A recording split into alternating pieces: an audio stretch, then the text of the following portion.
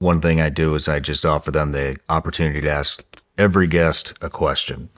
And so this is from Amber. What is your favorite memory with Charlie? It's odd. It was recently, and believe it or not, and it kind of made me feel like I was just hanging out with him instead of working. And we were in Japan, and we had finished.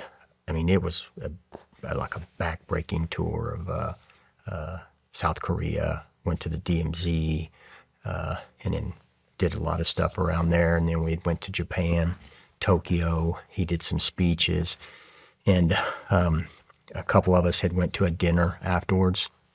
And Charlie just loved Japan, and he was like, "Man, something." We had a bet, and we were playing a game that if we could find somebody in Japan taller than him.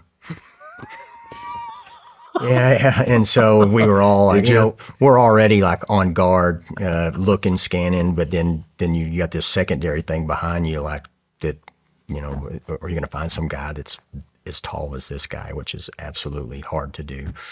And then afterwards we went to dinner, and he was just eating sushi, and we were laughing and having a good time, and it was a safe environment. So the access was controlled, and it was just these goofy things, like you were sitting around a table in high school with a bunch of guys that you were cutting it up with. And I just remember he was like, he really loved the sushi, and he was like, "Brian, you gonna eat that?" And I was like, "No." And he just starts eating it off my plate, and I'm like, "This is yeah." And it's just like, man, it was cool. He had never been to Japan before, and he got to see some of the really cool stuff there. And then he was just on a high about it, and so he was not Charlie Kirk. He was just a guy, and so it was a very cool experience.